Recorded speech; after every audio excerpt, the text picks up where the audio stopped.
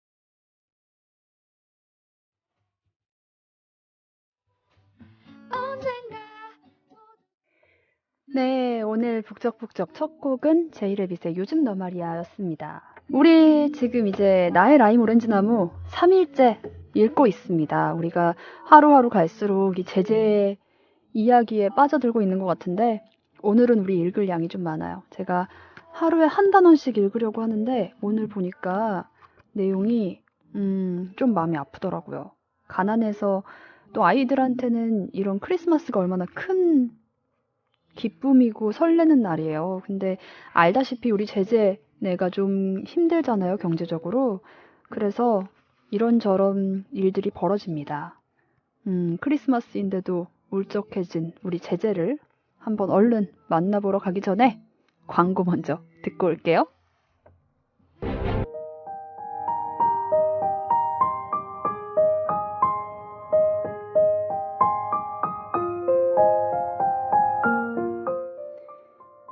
가난에 찌든 손가락.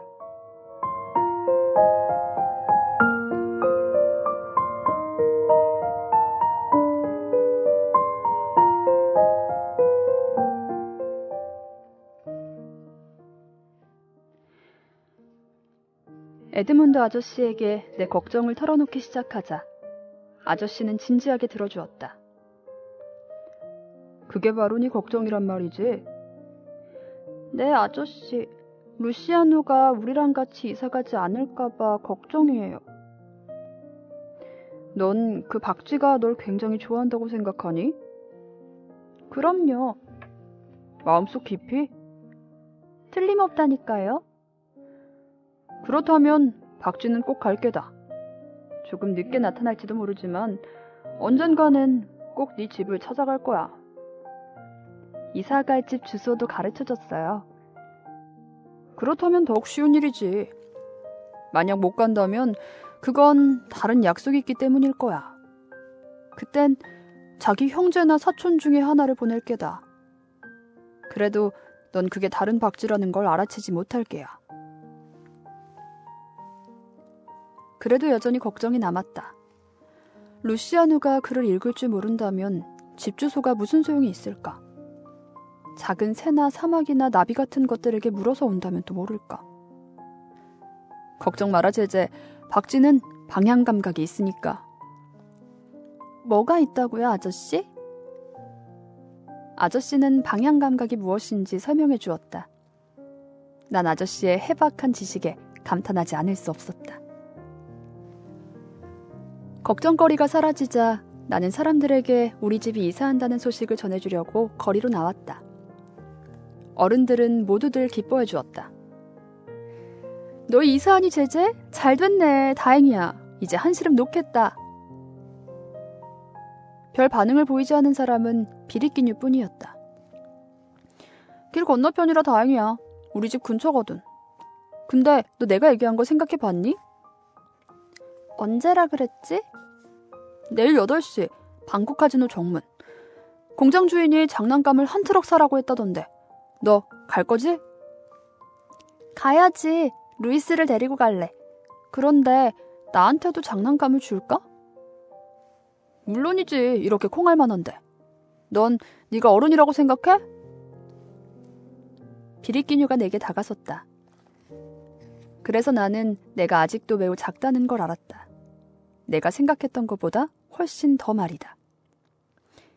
나도 장난감을 받을 수 있단 말이지? 그렇다면 지금 할 일이 있어.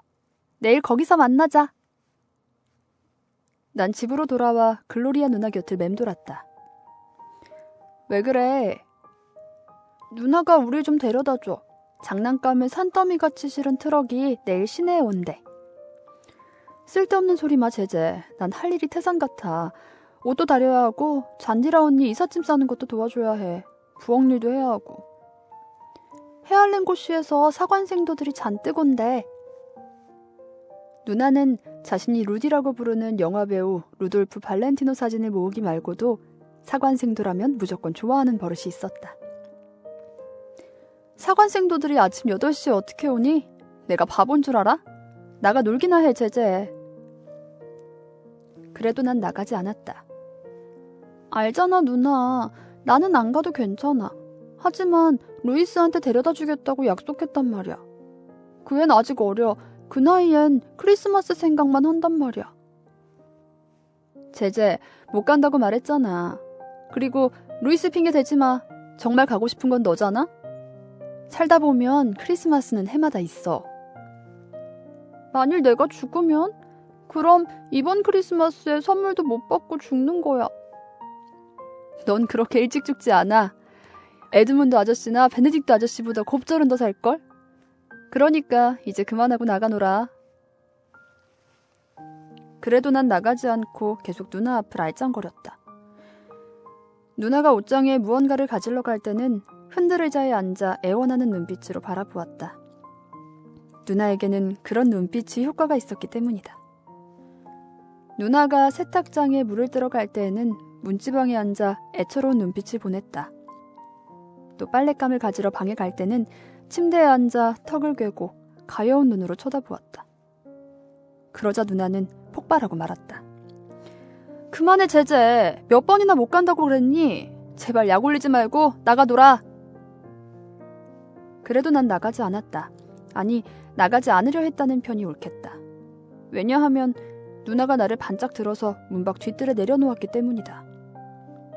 그리고 누나는 안으로 들어가 부엌문과 거실문을 닫아버렸다.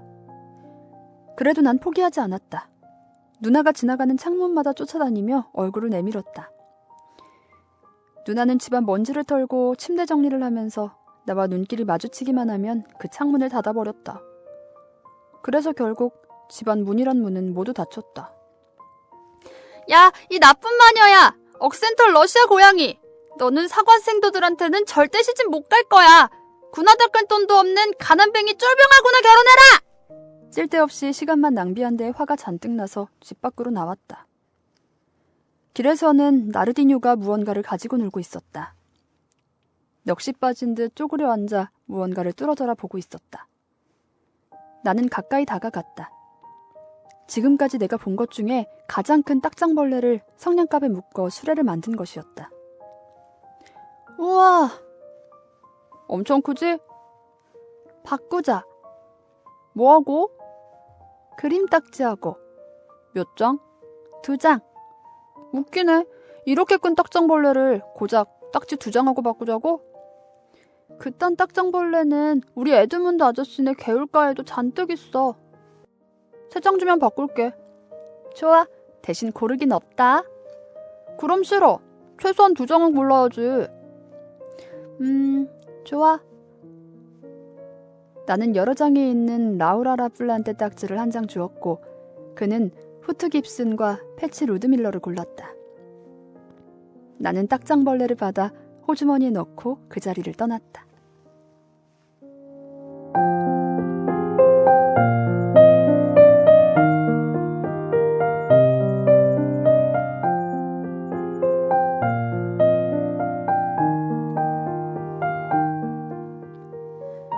빨리 해, 루이스. 글로리아 누나는 빵 사러 갔고 잔디라 누나는 흔들의자에 앉아서 책 보고 있어.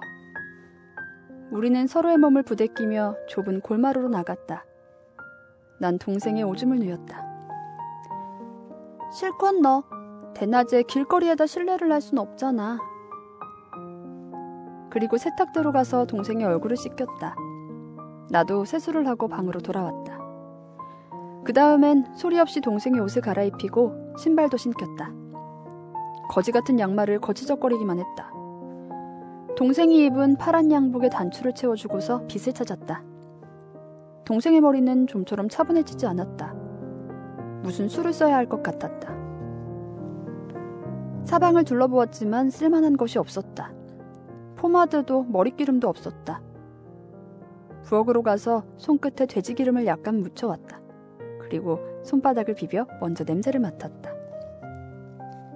고약한 냄새는 안 나. 괜찮아. 동생 머리에 기름을 바르고 빗질을 하니 머리 모양이 아주 예뻐졌다. 수북한 곱슬머리 타래는 마치 양을 등에 업은 성 요한 같아 보였다. 옷이 구겨지지 않게 거기 가만히 서 있어. 나도 옷을 입을 테니까. 난 바지와 흰 셔츠를 입는 동안에도 동생에게서 눈을 떼지 않았다. 와, 무지무지 예쁘다. 우리 방구시에서 너만큼 예쁜 애는 없을 거야. 나는 이듬해 입학할 때까지 아껴 신어야 할 운동화를 신었다. 그러면서도 계속 루이스를 바라보았다. 예쁘게 잘 꾸며서인지 조금 자란 아기 예수와 분간이 안 될 정도였다. 저 애는 틀림없이 많은 선물을 얻을 거야. 장담할 수 있어. 사람들이 저 애를 보면... 나는 가슴이 두근거렸다. 글로리아 누나가 막 돌아와 탁자 위에 빵을 올려놓았다. 빵을 사온 날에는 포장지 소리만 들어도 알 수 있었다. 우리는 손을 잡고 나와 누나 앞에 섰다. 얘 아주 예쁘지, 글로리아? 내가 차려줬어. 누나는 화를 내는 대신에 문에 몸을 기대고 위를 쳐다보았다. 머리를 내렸을 때 누나의 두 눈에는 눈물이 가득 고여 있었다. 너도 아주 예뻐, 제제. 누나는 무릎을 꿇어 내 머리를 품에 안아주었다. 맙소사. 어떤 사람들에겐 산다는 게 왜 이렇게 힘든 걸까? 누나는 슬픔을 가누고 우리의 차림새를 매만져 주었다. 너희들을 데려다 줄 수 없다고 내가 말했지. 정말 데려다 줄 수 없어, 제제. 난 할 일이 너무 많아. 우선 아침을 먹으면서 생각해보자. 내가 데려다 주고 싶어도 난 몸치장할 시간도 없어. 누나는 머그잔을 내어놓고 빵을 잘랐다. 그러면서도 계속 우리를 애처롭게 쳐다보았다. 그까지 싸구려 고물 장난감을 얻자고 이런 고생을 해야 하다니. 그 사람들이 가난한 사람들에게 좋은 물건을 줄 리도 없잖아. 가난한 사람들이 얼마나 많은데. 어쩌면 이번이 마지막 기회일지도 몰라. 너희들이 가겠다면 나도 말릴 수는 없어. 그런데 어쩌지? 너희들은 너무 어려워. 내가 잘 데리고 갈게. 손을 꼭 잡고 잠시도 놓지 않을게. 누나, 히우 상파울루 간의 고속도로도 건널 필요가 없어. 그래도 위험해, 제제. 아니야, 괜찮아. 난 방향 감각이 있단 말이야. 누나는 슬픔 속에서도 웃음을 감추지 못했다. 누가 그런 말을 가르쳐줬어? 에드문드 아저씨. 아저씨 말씀이 루시아누는 방향 감각이 있대. 나보다 작은 루시아누에게 방향 감각이 있다면 훨씬 더 큰 나는... 잔디라 언니한테 얘기해볼게. 시간 낭비야. 잔디라 누나는 그만둬. 잔디라 누나는 소설이나 보고 남자친구 생각만 하잖아. 누나는 아마 신경도 안 쓸 거야. 그럼 이렇게 하자. 우선 아침을 마저 먹고 대문 앞으로 나가자. 만약에 아는 사람 중에 그쪽으로 가는 사람이 있으면 내가 너희들을 데려다 달라고 부탁할게. 늦을까봐 나는 빵도 먹고 싶지 않았다. 우리는 대문으로 나갔다. 사람은 아무도 지나가지 않았고 시간만 지나갔다. 드디어 한 사람이 나타났다. 우체부 빠이샹 아저씨가 멀리서 오고 있었다. 그는 모자를 벗으며 글로리아 누나에게 인사를 했다. 그는 기꺼이 우리들을 데려다 주겠다고 했다. 글로리아 누나는 루이스와 내게 키스를 해주고 목맨 소리로 웃으며 말했다. 가난뱅이 쫄병과 군화가 어떻다고? 거짓말이야. 진심은 아니었어. 누나는 어깨에 별이 잔뜩 달린 공군 소령하고 결혼할 거야. 근데 왜 너희들 또또가랑 가지는 않니? 또또가 형은 안 간대. 우리가 짐이 되니까 싫은가 봐. 우리는 출발했다. 마이샹 씨는 우리를 앞서 걷게 했다. 그리고 집집마다 편지를 전해준 뒤 발걸음을 재촉해 우리들을 따라잡았다. 우리는 계속 그런 식으로 나아갔다. 그런데 히우 상파울루 간 고속도로에 다다르자 그는 웃는 얼굴로 말했다. 얘들아, 나는 매우 바쁘단다. 그런데 너희들 때문에 일이 자꾸 늦어지고 있거든. 이제 위험한 길도 없으니까 너희들끼리 그쪽으로 쭉 가거라. 그러고는 편지와 종이 뭉치를 겨드랑이에 끼고 급히 가버렸다. 생각해보니 화가 치밀었다. 비겁한 녀석.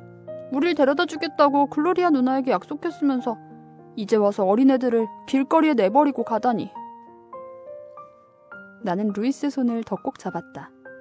그리고 계속해서 걸었다. 동생은 지치기 시작했다. 걸음이 점점 느려졌다. 힘내 루이스, 거의 다 왔어. 장난감이 많이 있대. 루이스는 조금 빨리 걷는가 싶더니 이내 다시 처졌다. 제재 형, 힘들어. 조금만 안아줄까? 나는 팔을 벌린 동생을 안고 얼마 동안 걸어갔다.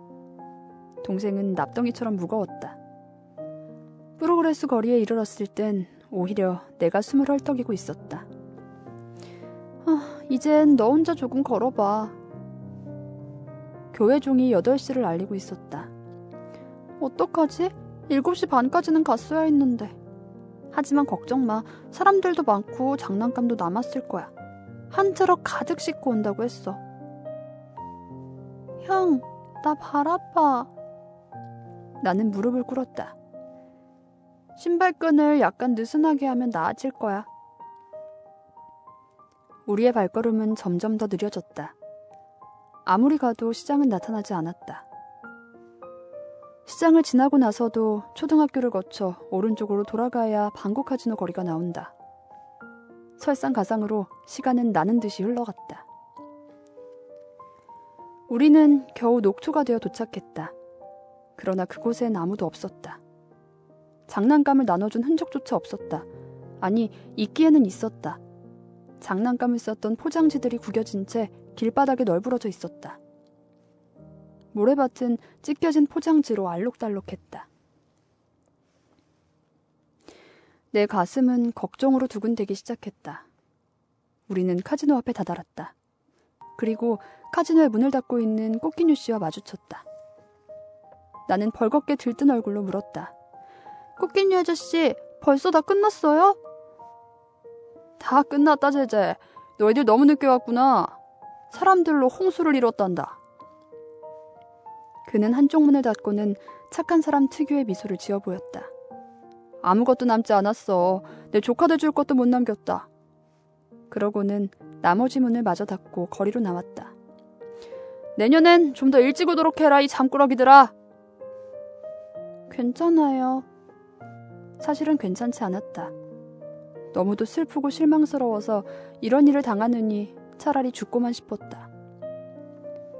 여기 앉아서 좀 쉬자. 목멜라 형. 로젠베르크 빵집에서 물 한 컵 얻어다 줄게. 한 컵이면 둘이 실컷 마실 수 있을 거야. 그제서야 동생은 모든 비극을 알아차린 듯 했다. 입을 불쑥 내밀고 눈물을 글썽이며 말없이 나를 바라보았다. 걱정 마, 루이스. 너 내 망아지 달빛 알지? 내가 또또가 형한테 막대기를 고쳐달라고 부탁해서 크리스마스 선물로 너한테 줄게. 루이스는 소리를 내어 울었다. 그러지 마, 루이스. 울지 마. 넌 왕이야. 아빠가 그러시는데 내 이름을 루이스라 지은 것은 그게 왕의 이름이기 때문이래. 왕이 길바닥에서 울 수 있어? 더구나 남들 앞에서? 응? 나는 동생의 머리를 가슴에 안고 곱슬머리를 쓰다듬어 주었다. 내가 이 다음에 크면 마누엘 발라다리스 것 같은 멋진 차를 사줄게. 포르투갈 사람 말이야. 생각나?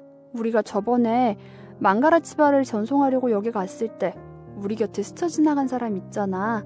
그런 멋진 차에 선물을 가득 실어서 너만 줄게. 왕은 우는 거 아니야. 그러니까 울지 마. 알았지?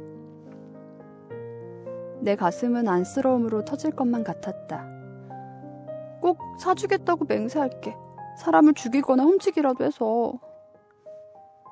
이 말은 내 가슴 속에 작은 새가 한 것이 아니었다. 그것은 분명히 내 마음의 소리였다. 왜 이래야만 할까? 어째서 착한 아기 예수는 날 싫어하는 거지? 외양간의 당나귀나 소들까지도 좋아하면서 왜 나만 싫어하냐고. 내가 악마 같아서 벌을 주는 건가? 만약 내게 벌을 주는 거라면 내 동생 루이스한테는 왜 선물을 주지 않는 거야? 말도 안 돼. 루이스는 이렇게 천사 같은데.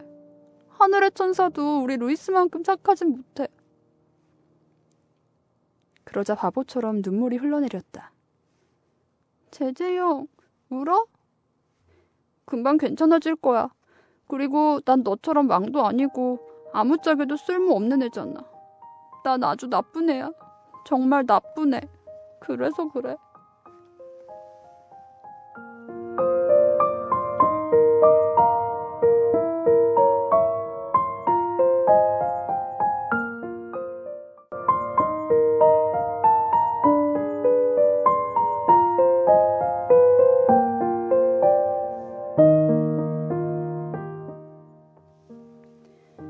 또또까 형, 새집에 가봤어?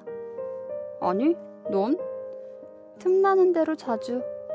오, 웬 정성이야? 민기뉴가 잘 읽는지 궁금해서. 민기뉴는 또 어떤 악마니? 내 라임 오렌지 나무야. 썩 어울리는 이름인걸? 넌 이름 짓는 데는 뭔가 있어. 형은 씩 웃고는 망아지 달빛의 새로운 몸이 될 막대기를 계속 갈았다. 그래, 어떻든 조금도 잘하지 않는 것 같아. 그렇게 밤낮 쳐다보고 있으면 잘하지 않아. 어때? 예쁘게 되어가지? 이런 막대기를 만들어달라는 거였지? 응, 형. 형은 어떻게 뭐든지 그렇게 잘 만들어? 형은 새장, 닭장, 울타리, 또 작은 문 모두 만들잖아.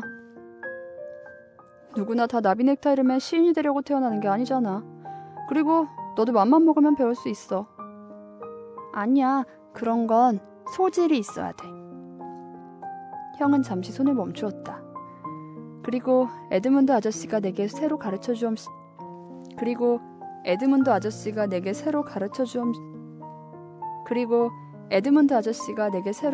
주었음직한 이 말이 못마땅하는 듯 웃었다. 부엌에는 진진이 할머니가 와서 포도주에 적신 빵을 만들고 있었다. 크리스마스 성찬이었다. 그게 전부였다. 그래도 나는 또또가 형에게 이렇게 말했다. 그래도 저런 것마저 못 먹는 사람들도 있어. 그리고 에드문드 아저씨가 내일 점심에 먹을 과일 샐러드랑 포도주 살 돈도 주셨어. 또또가 형은 방구 카지노에서 우리가 겪었던 일들을 알고 있었는지 공짜로 내 부탁을 들어주었다. 적어도 루이스만은 선물을 받을 수 있게 되었다. 낡고 손때가 묻은 것이긴 하지만 내가 가장 아끼는 멋진 것이다. 또또까 형. 왜? 우리 정말 크리스마스에 산타 할아버지한테 아무 선물도 못 받을까? 못 받을 거야. 솔직히 말해봐. 형도 다른 사람들이 말하는 것처럼 내가 그렇게 나쁜 아이라고 생각해? 아주 나쁜 아이는 아니야. 문제는 내 피 속에 악마가 들어있다는 거지.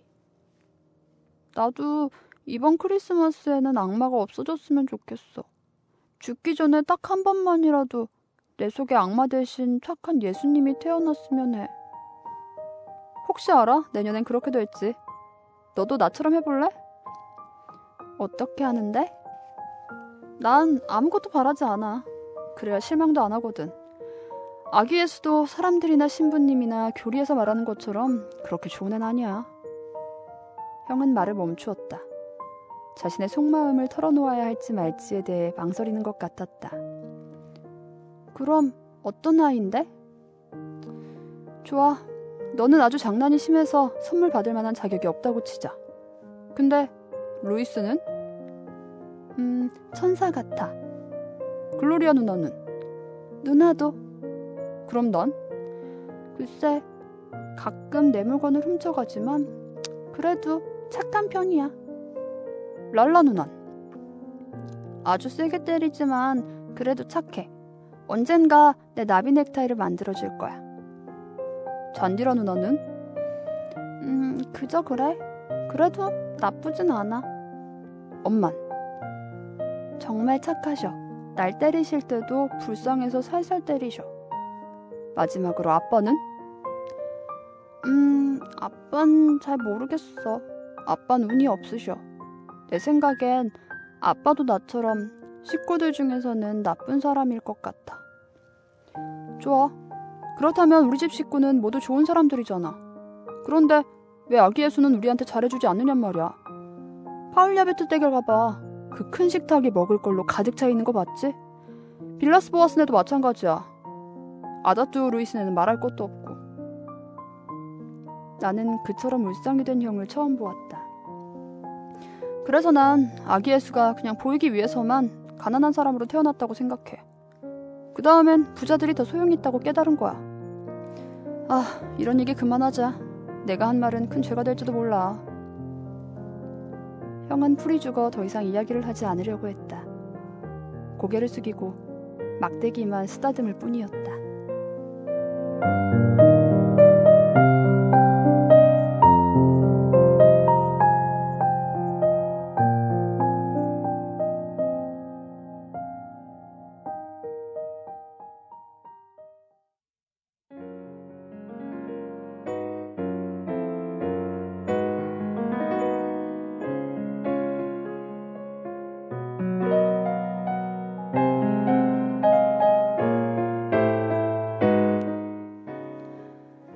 얼마나 슬픈 크리스마스 만찬이었는지 나는 기억조차 하고 싶지 않다. 모두들 아무 말 없이 음식을 먹었다. 아빠는 빵만 조금 맛보았을 따름이다. 면도도 하지 않았고 자정미사에도 가지 않았다. 그보다 더 슬픈 일은 아무도 이야기를 하지 않았다는 것이다. 아기 예수의 탄생을 축하하는 날이라기보다는 죽음을 슬퍼하는 날 같았다. 아빠는 모자를 집어들고 밖으로 나가버렸다. 나간다는 말도 성탄을 축하한다는 말도 없이 슬리퍼를 신은 채 그렇게 나가버렸다. 그래서 남아있는 사람들도 서로에게 메리 크리스마스라는 말을 하지 못하는 것 같았다. 진지냐 할머니는 손수건을 꺼내 눈물을 닦으며 에드문드 아저씨에게 돌아가자고 했다. 에드문드 아저씨는 또또가 형과 나에게 500케이스짜리 동전을 주었다. 더 주고 싶었지만 그럴 돈이 없는 것 같았다. 아니면 우리보다는 당신 자식들에게 더 주고 싶었는지도 모른다. 난 아저씨를 껴안아 주었다. 그것이 크리스마스 밤의 유일한 포옹이었다. 아무도 껴안으려 하지 않았고 덕담도 해주지 않았다. 엄마는 방으로 들어가 버렸다. 숨어서 울고 있는 게 분명했다. 다른 사람들도 울고 싶은 마음이었을 것이다. 랄라 누나는 에드문드 아저씨와 진지냐 할머니를 문간까지 배웅했다. 그리고 천천히 걸어가는 두 분의 뒷모습을 바라보며 중얼거렸다. 이런 일을 견디시기에는 두 분 다 너무 늙고 지치셨어. 더 슬픈 일은 성당의 밝은 종소리가 밤을 채우고 있다는 사실이었다. 게다가 폭죽은 하느님이 다른 이들의 행복을 굽어보실 수 있게끔 하늘을 수놓고 있었다. 우리가 집 안으로 들어왔을 때 글로리아 누나와 잔디라 누나는 접시를 닫고 있었다. 글로리아 누나는 많이 울었는지 눈이 발개져 있었다. 그래도 울었던 티를 감추며 또토가 형과 내게 말했다. 아이들은 자야 할 시간이야. 그러고는 우리를 바라보았다. 하지만 그 순간 누나는 그 자리에 더 이상 아이들이 없다는 것을 알고 있었다. 모두가 어른이었다. 그것도 아주 슬픈 어른. 슬픔을 조각조각 맛보아야 하는 어른들 뿐이었다. 어쩌면 이 모든 슬픔은 라이트 전기회사가 전기를 끄는 뒤 전기불을 대신 켜놓은 꺼져가는 등불 때문인지도 몰랐다. 어쩌면.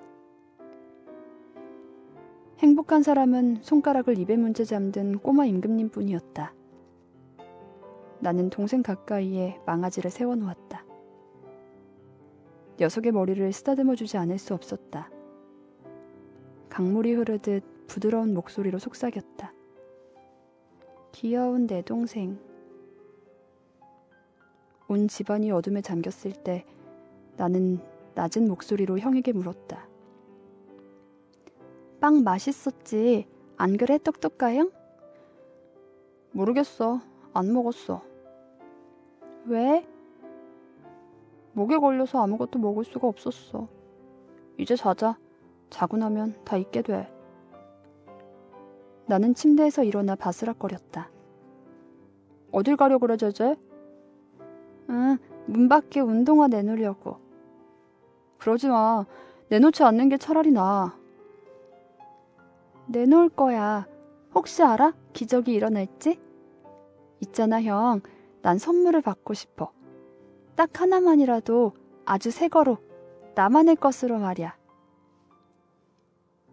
형은 내게 등을 돌려 베개 밑에 머리를 파묻었다.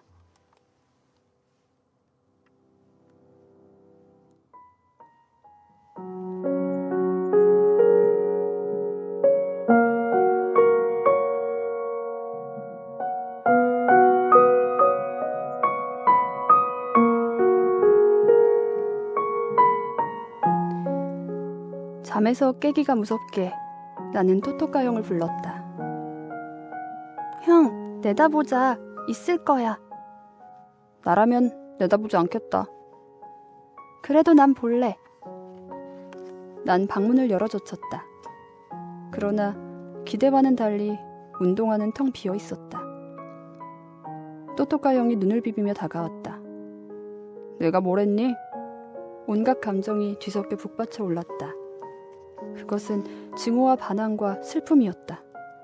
참을 수가 없어. 나도 모르게 소리쳤다. 아빠가 가난뱅이라서 진짜 싫어! 운동화를 떠난 눈길은 그 옆에 놓인 슬리퍼로 옮겨갔다. 아빠가 우리를 내려다보고 있었다. 아빠의 눈은 슬픔으로 굉장히 커져 있었다. 눈이 커지고 커져서 방구극장의 스크린만해 보였다.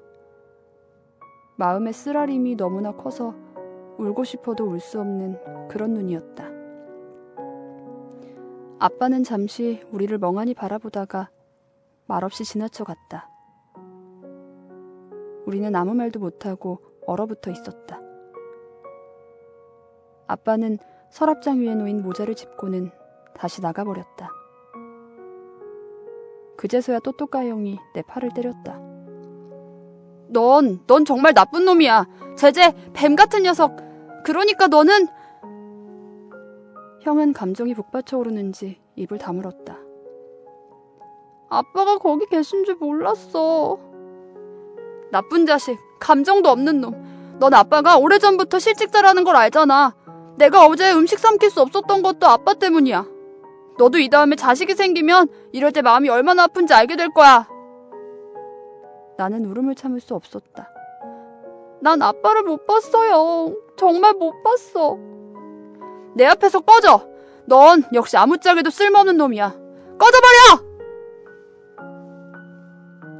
나는 길거리로 뛰어나가 아빠의 다리에 매달려 실컷 울고 싶었다. 그리고 내가 정말 나쁜 애였다고 말하고 싶었다. 그러나 난 어떻게 해야 좋을지 몰라 가만히 서 있을 수밖에 없었다. 침대에 앉아 여전히 텅 빈 채로 같은 자리에 놓여있는 운동화를 바라보았다. 갈피를 못 잡고 흔들리는 내 마음처럼 텅 비어있는 운동화를. 세상에, 어째서 내가 그런 말을 했을까? 더군다나 오늘 같은 날, 모두들 슬퍼하는 이때 어째서 난 이런 못된 짓을 했을까? 점심때 무슨 낯으로 아빠를 뵙지? 과일 샐러드도 못 삼킬 거야. 극장 스크린처럼 큰 아빠의 눈동자가 나를 쫓아다니며 쳐다보았다. 눈을 감아도 그 큰 눈이 보였다.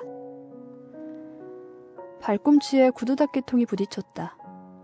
그러자 문득 어떤 생각이 떠올랐다. 혹시 그렇게 하면 아빠가 나의 모든 잘못을 용서해 줄지도 몰랐다. 나는 또또가 형의 구두닦이통을 열었다. 그리고 형의 검정 구두약을 꺼냈다. 내 것은 다 떨어져 가고 있었기 때문이다. 그리고 아무에게도 이야기하지 않고 거리로 나왔다.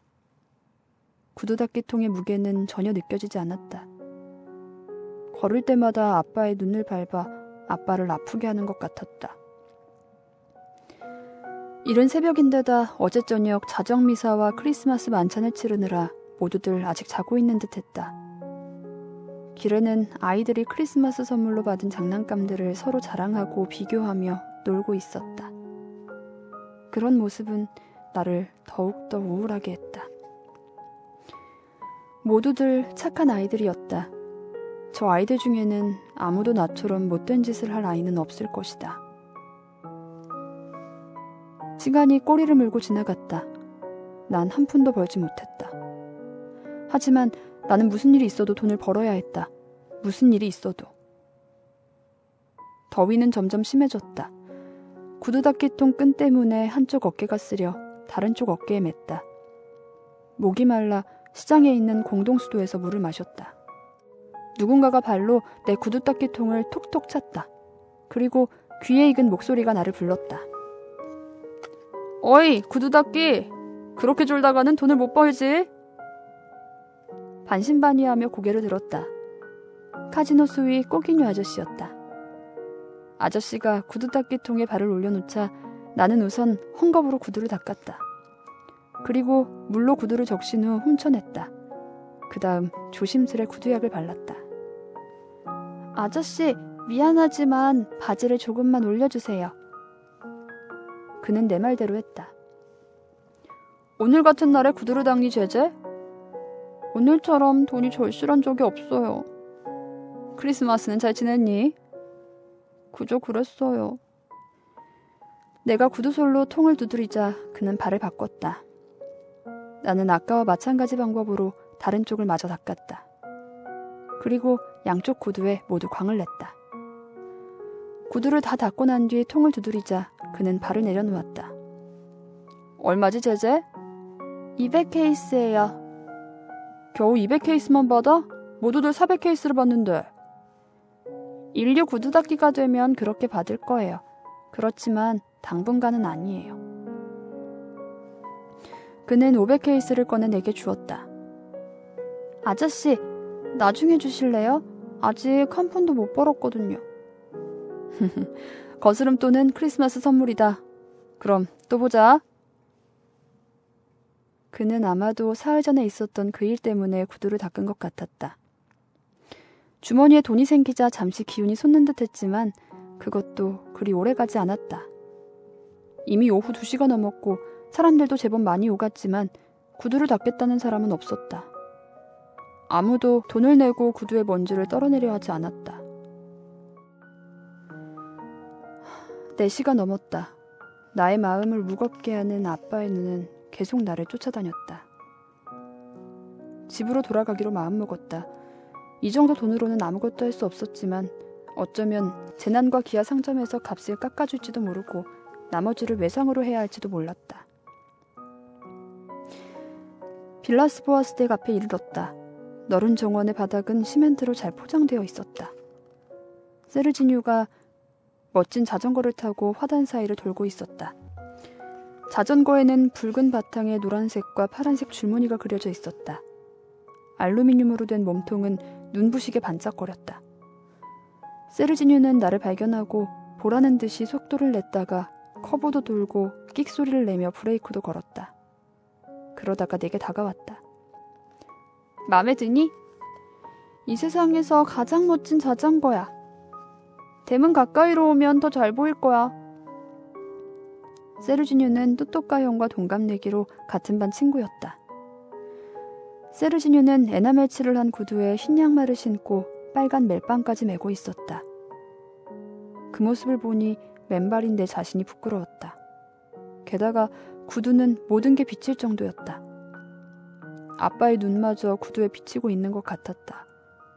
나는 마른 침을 삼켰다. 무슨 일 있어, 제재? 너 이상하다. 아니야, 아무 일도 없어. 가까이서 보면 자전거가 더 멋있을 것 같아. 크리스마스 선물 많이 받았어? 응.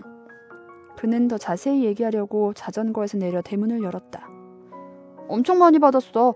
전축 한 대랑 양복 세 벌이랑 동화책 여러 권, 긴 색연필 한 다스, 그리고 장난감 한 상자랑 프로펠러로 움직이는 비행기, 그리고 하얀 돛담배. 난 고개를 숙였다. 그리고 또또가 형이 말한 부자를 좋아하는 소년 예수를 생각했다. 왜 그래, 제재? 아무것도 아니야. 참, 너도 많이 받았니? 나는 차마 대답은 못하고 고개만 가로저었다. 진짜? 진짜 아무것도 받지 못했단 말이야? 우리 집은 올해 크리스마스를 지내지 않아. 아빠가 아직도 일자리를 못 구하셔서. 있을 수 없는 일이야. 너희는 밤이랑 개암나무 열매도 못 먹고 포도주도 못 마신 거야? 진지냐 할머니께서 만드신 빵하고 커피만. 세르지뉴가 무언가를 골몰이 생각했다. 제재, 만일 내가 널 초대한다면 들어올래? 그가 무슨 생각을 하는지 짐작이 갔다. 아무것도 먹진 못했지만 그래도 마음이 내키진 않았다. 들어가자. 엄마가 한 상 차려주실 거야. 케이크도 많아. 난 모험을 하고 싶지 않았다. 최근 며칠 동안 얼마나 많은 괄시를 받았던가. 지저분한 애를 집안으로 들이지 말라고 했잖니? 하는 말을 들은 것이 한두 번이 아니었다. 아니야, 고맙지만 싫어. 좋아, 그럼 내가 우리 엄마한테 밤을 한 뭉치 싸달라고 할게. 네 동생 갖다 줄래? 아니야, 가져갈 수 없어. 난 일을 끝내야 해. 세르지뉴는 그제서야 내가 깔고 앉아있는 것이 구두닦이통이라는 것을 알아보았다.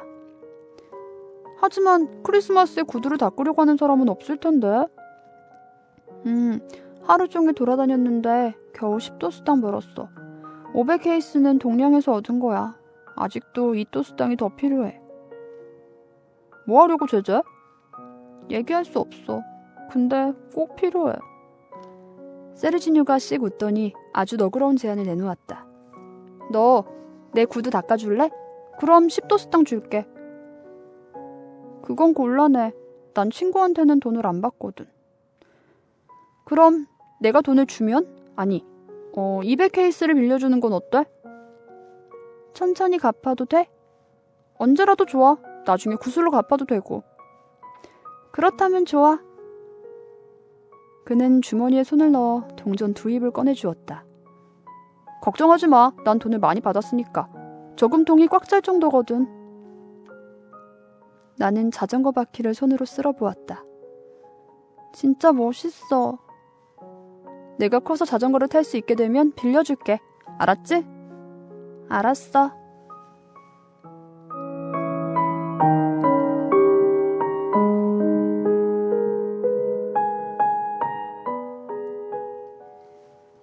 나는 구두닦이통을 달그락거리며 재난과기야 상점으로 온몸을 흔들며 달려갔다.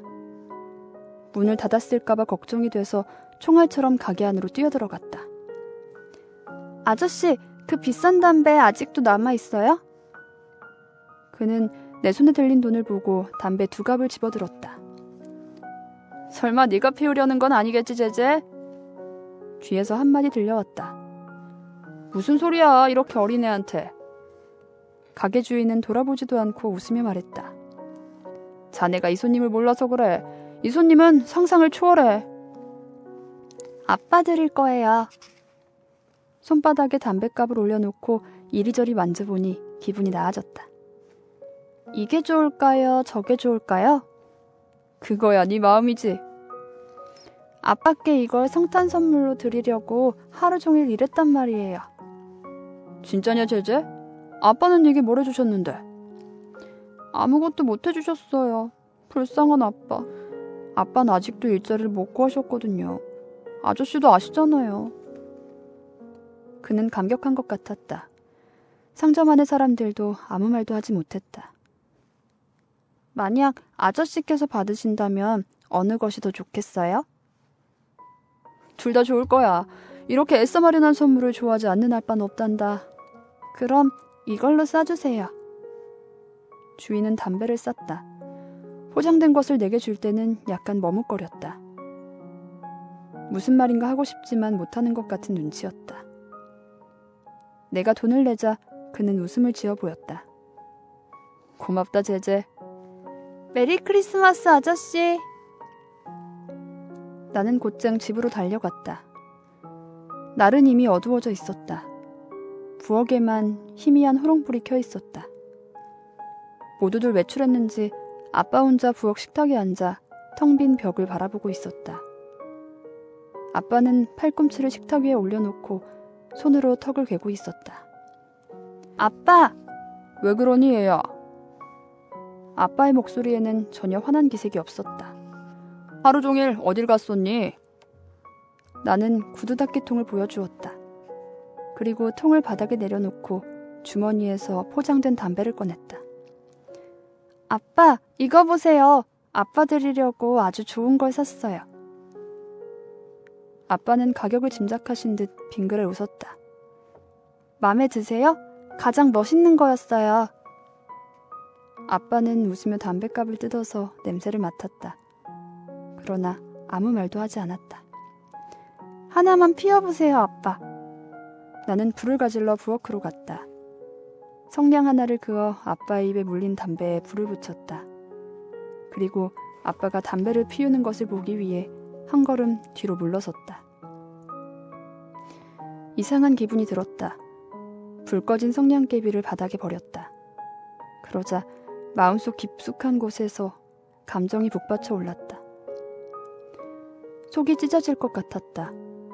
온종일 나를 괴롭히던 그 커다란 고통이 모두 폭발해 솟아올랐다. 나는 아빠를 바라보았다. 말쑥이 면도한 얼굴과 눈을 바라보았다. 내가 할 수 있었던 말은 단지 아빠, 아빠.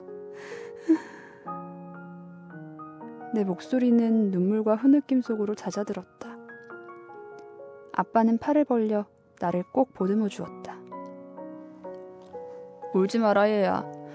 그렇게 마음이 약해서야 일생 동안 울어야 할 일이 한이 없겠다. 아빠, 그럴 마음이 아니었어요. 그럴 말을 할 생각은 전혀 없었어요.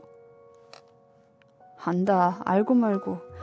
내 말에도 일리가 있어서 화가 나지 않았단다. 아빠는 내 등을 토닥여 주었다.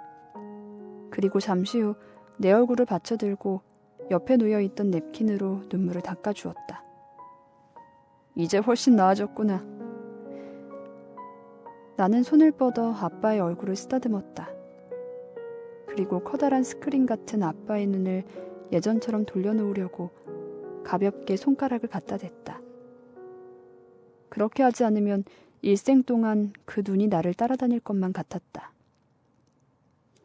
담배를 마저 피워야지. 나는 아직도 북받치는 감정에 목이 메어 더듬거렸다. 아빠가 절 때리신다면 반항하지 않겠어요. 막 때리셔도 좋아요. 알았다, 제제. 이제 그만. 됐다. 아빠는 나를 바닥에 내려놓았다. 나의 울음도 함께. 그리고 찬장에서 접시를 꺼냈다. 글로리아 누나가 너 주려고 과일 샐러드를 남겨두었단다. 나는 좀처럼 삼킬 수가 없을 것 같았다. 아빠는 작은 숟가락으로 과일 샐러드를 내 입에 떠넣어 주었다. 이젠 다 지난 일이야. 안 그러니 얘야? 나는 머리를 끄덕였지만 처음 몇 숟가락은 쓴맛이 났다. 내 흐느낌은 좀처럼 그치지 않았다.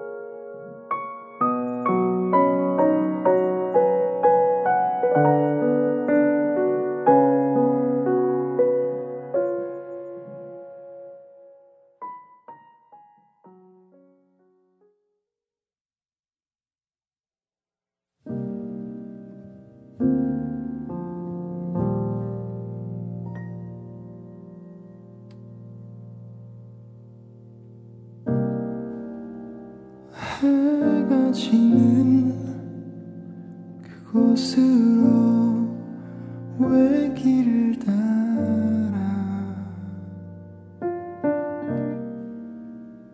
무거워진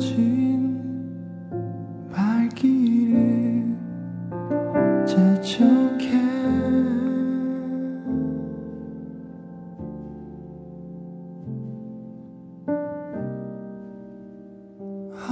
어지러운 세상과 그리고 사랑 오늘은 제제의 슬픈 이야기를 들었어요. 읽으면서 저도 이 장난꾸러기 같은 제제가 또 나름 이 철든 모습에 아빠를 생각하는 모습을 보면서 괜히 마음이 울컥했습니다. 자, 오늘 월요일 한 주의 시작이죠.